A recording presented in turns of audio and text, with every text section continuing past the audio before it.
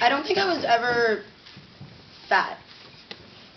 Maybe just round, fluffy, or plump. Whatever euphemism floats your boat. During most of high school, I could eat and do anything I wanted and stay small. Body insecurity? That was for people with too much time and too many People magazines. See, I never thought about food or exercise one way or another. I ate when I was hungry and I stopped when I was full. My network of parents, coaches, and school kept me in a healthy autopilot. I didn't have the time or the sense to think about something so trivial as calories.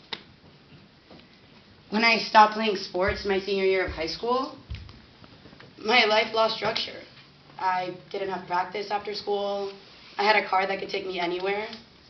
And for the first time, I had the time and freedom to do and eat whatever I wanted. Without realizing it, I lost the structure that made eating an activity so intuitive. The extra pounds snuck on slowly. My thighs swelled until my jeans hugged a little too tightly. I always managed to get them buttoned at the top, but each attempt required a little extra effort. A little more yanking, a little more sucking in.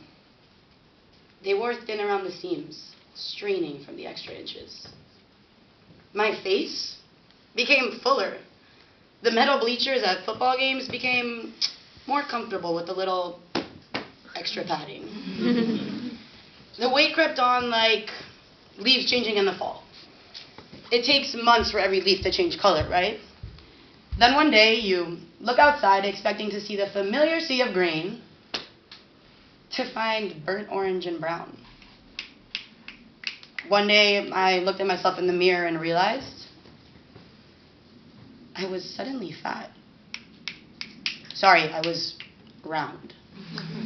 My graduation gown hid the recent changes, and the reality of a larger me didn't sink in until freshman year. All my life, I was the athletic one. But as I settled into bigger clothes and a big first semester at Duke, that started to change. People didn't recognize me as the athletic one anymore. Instead, I was the funny friend. The funny, fat friend. Do you remember all those free t-shirts we got freshman year? I'll never forget the day I started asking for adult large instead of adult medium. I was tired of everything being a little tight and constantly pulling down at the hem to hide my belly. I'll have a large. I am large. That was a crushing defeat. The endless stream of beer and pizza first semester only helped fill out my new adult large self.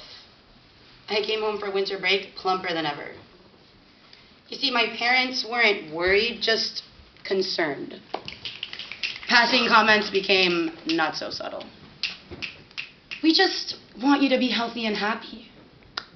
You know, appearance is important for women in business. We just don't want you to let yourself go.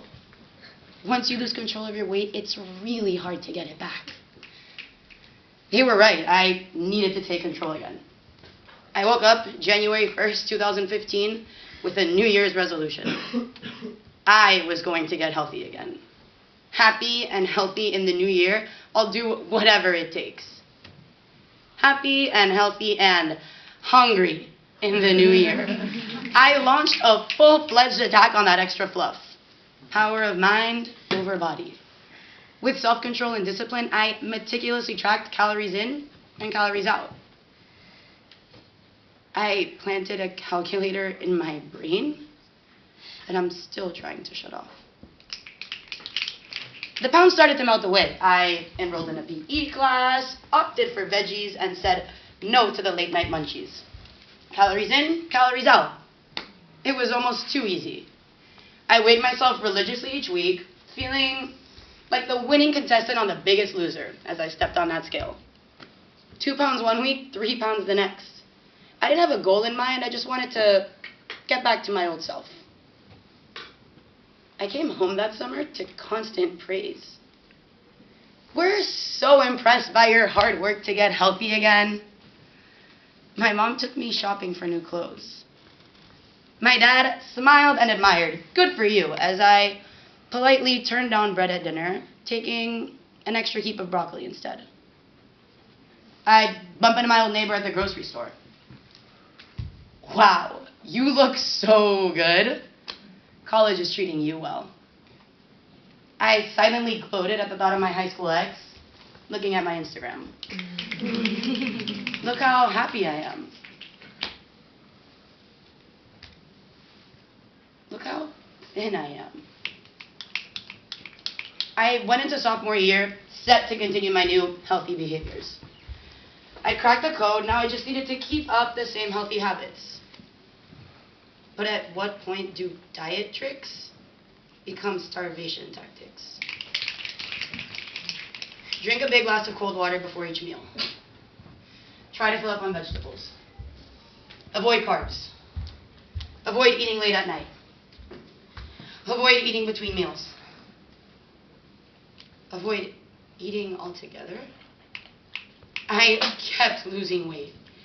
I was skinnier than ever. I wasn't even trying to lose weight at this point, but I let it happen. Any extra pounds I lost provided a little insurance, reducing the risk of slipping back to that adult large freshman year self. I remember getting out of the shower one day and admiring the outline of my lower rib showing through my thin frame. As the months and pounds slid by, I could see more ribs in the mirror. By fall break, I could count each one, all the way up to my sternum. Each rib like a trophy for my hard work and self-control. I was so consumed in maintaining my healthy lifestyle of vegetables and cardio, I don't remember when people started to worry. How could behavior be commendable when I was fat and worrisome when I was skinny? They didn't understand. I knew what was best for me. It became a game to trick the people around me. I'd tell my parents I was going out to dinner with friends. No thanks, I'll just have a Diet Coke. I radiate at home. I'd say when I got to the restaurant, at what point does a healthy lifestyle become an eating disorder? I don't think my body knows how to feel hunger anymore. I spent so long telling it when and what it can eat, it doesn't know how to speak for itself anymore. My willpower and discipline silenced my body until an adult small hung loosely over my bony frame. Until the sweatpants I wore in middle school sagged below my hips. Until I was cold, even in a warm room. I silenced my body until there was almost nothing left of it. January 1st, 2018, I woke up and was finally ready to listen. Hey, body. I'm ready to listen.